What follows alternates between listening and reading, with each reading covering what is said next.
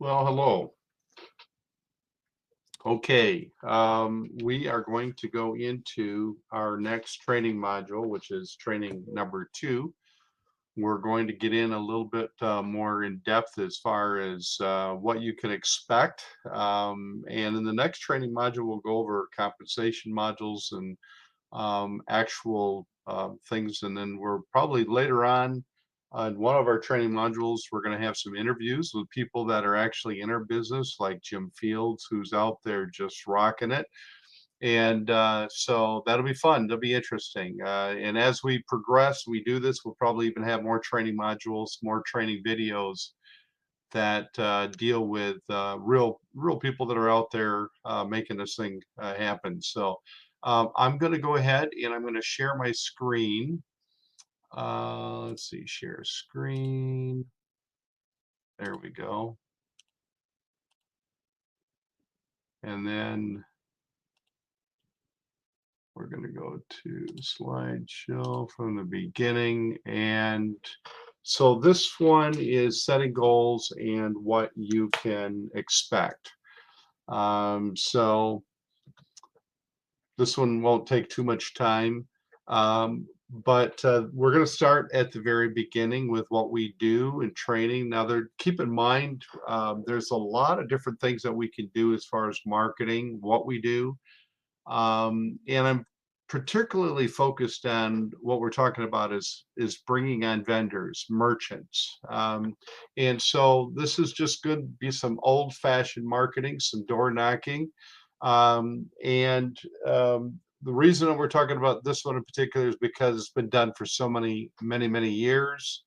It's old-fashioned, but it still works. And many people that are successful in marketing and in sales and B2B sales and things like that are successful because they know how to build relationships. And to be very honest with you, building relationships with merchants takes a little bit. It takes a lot of steps. It involves shaking somebody's hand, looking them in the eye. Merchants have this unique anticipation that if they're going to buy from a salesperson, whether you're selling them merchant services, credit card processing, you're selling them supplies, paper, menus, whatever, they want to look you in the eye. This is just an absolute fact. That's why telemarketing, as good as it is, and I believe in telemarketing, I think there's a huge demand and place for telemarketing,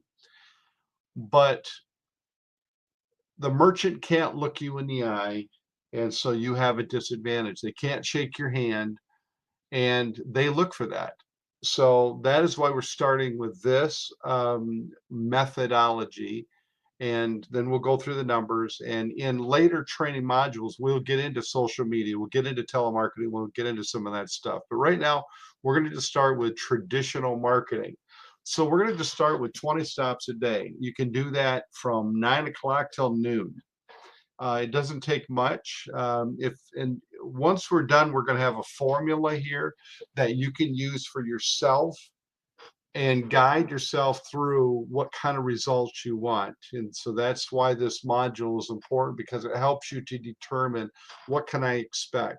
So if I was to go out and do 20 stops per day, Monday through Friday, that's 100 stops in a week, I can realistically expect that I'm going to get 20 no's. I'm going to have people that are just simply going to say, and it's shocking, because who wouldn't be interested in hearing our humanitarian story? But there are a lot of business owners that simply, hey, I don't have time for it right now. I'm not interested. I'm going out the door. I'm going on vacation. I'm probably not interested. Talk to Sally, who's one of my waitresses, whatever the thing is. But we're just going to call that a no. That leaves you with 80 pipeline maybes.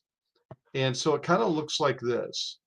So now that we have 80 fresh leads, we can put those into our pipeline and throw away the other 20. Out of the 80 fresh leads, we're going to drop a quick email to them. We might even make a quick phone call. I always recommend sending an email. A lot of our marketing people that we have on board follow this, and it works. We recommend that you do the same. Hey, I stopped into your business today, missed you, got your information. Just wanted a few minutes to talk to you. I'd like to set up an appointment and come in and talk to you about our fundraising that we're doing for Family Promise or American Hope Foundation, or we're working with Rotary and we're doing some fundraising for Diabetes Foundation or whatever. I wouldn't mind meeting with you for 10 minutes just to show you what we're doing and how your business could be a big help to what we're doing. Okay, very simple. That's an email, it's a phone call. You're simply asking for an appointment. You're not trying to sell them, you just want an appointment. You're going to get 40 warm responses. 40%, or excuse me, 50% are not going to respond. They're going to evade you. It doesn't mean that they're not a sale down the road. It just means that they're in your pipeline and they're going to become stagnant. They're going to not respond to you. Here is where I go, I'm going to have them on my lead sheet, and we'll talk about that in a little bit. I'm going to put them on my lead sheet for future follow-up. And it might be another email in a couple of weeks. It might be, I'm going to stop in and say, hi, hey, is Bob around? Hey, and because now that they have an email from you and another email and maybe a phone call where you've left a message, at least guess what? Now they know who you are. They might be avoiding you because they let's face it, some of these people are actually pretty easy to sell and they know it. And so they avoid people because they know they're probably going to buy. So don't take that as a bad thing. It could actually be a really good thing. So keep that in mind, that the 40 people that, or the 50% that are evading you are probably actually pretty easy to sell once you connect with them. It's just hard to connect with them.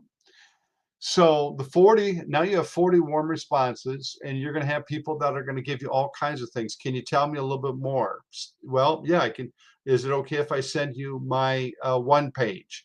Is it okay if I send you to my landing page?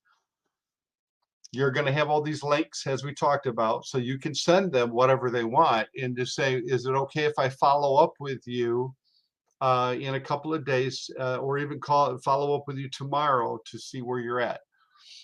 And then now you have to stay on it. And now you have to do, okay, now I've got 20 appointments, and or that will turn into 20 appointments, not on one day, of course, but it does spread out. But you'll end up with 20 appointments, and you'll still be tracking with 20. And those 20 are going to turn into possibly down the road 5 closes. It might take 2 weeks, 3 weeks, 3 months. So you're going to end up with, at the end of the day, from that week of working and making 100 steps, you're going to have an average of 10 sales. But now let's go back and look at this just for a second. You're still tracking with 20, and you had 20 that have been, or 40 that have been avoiding you.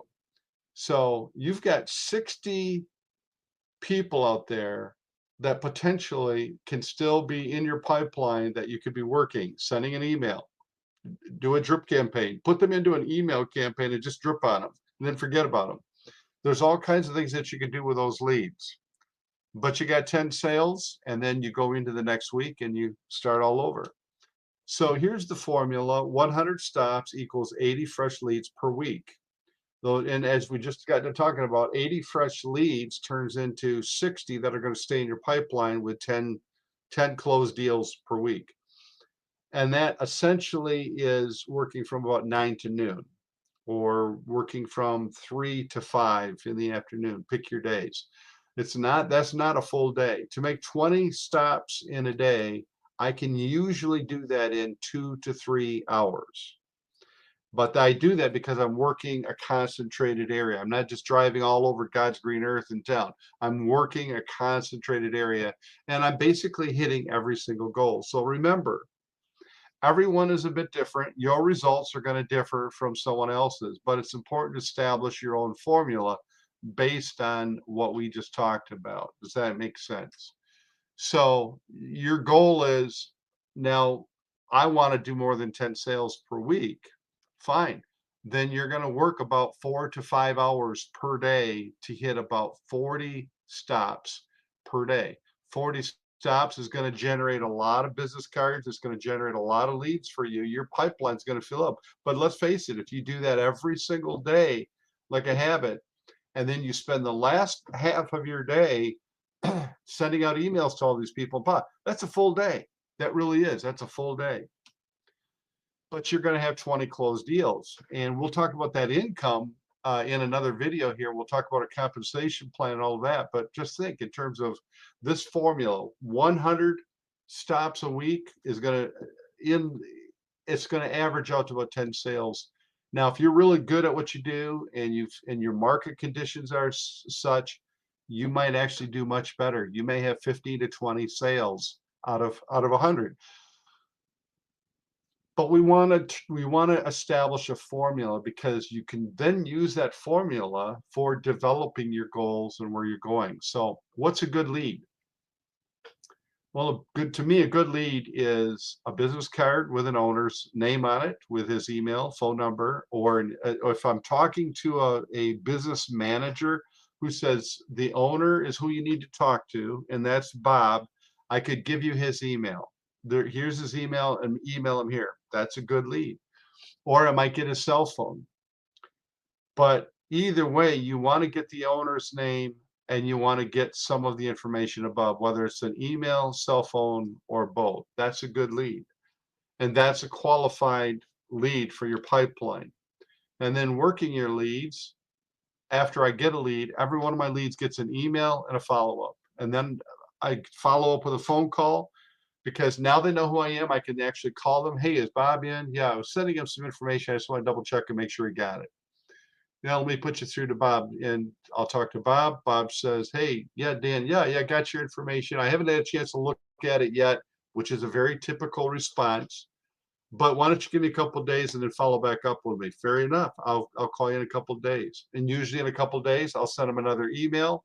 Or right after I hang up with them, I might send them another email. Hey, good to hear from you, Bob. Just in case you lost the information, here's the information all over again. I just attached it.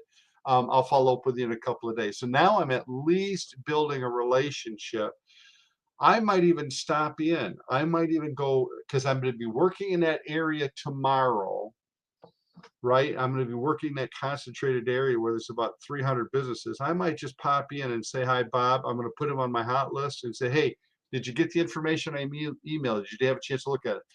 And a lot of times they'll invite you to go into their office, and then they look at it while they're right there talking to you. So at least now you're building a relationship.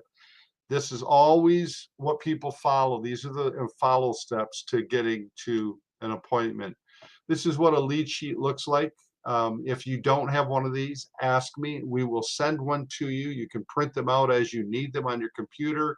We have them in a PDF form. But it's essentially, you got the business name, the contact, the owner's name, phone number, email, the location of that business, and what are the results. And obviously the results are going to be no, or warm lead, or whatever you want. But this is just essentially something that you can just keep all your leads together in one place. I typically, after a couple of weeks, will go through this and review it and go, oh my God, I forgot. I've got several on here that I should have followed up and called. And I'll take an afternoon and just call and blast through and call a bunch of these people, because we collect business cards and we have information and we write notes on sheets and everything. The problem is that it always ends up in a mess on my desk. This lead sheet is huge because it's all in one place.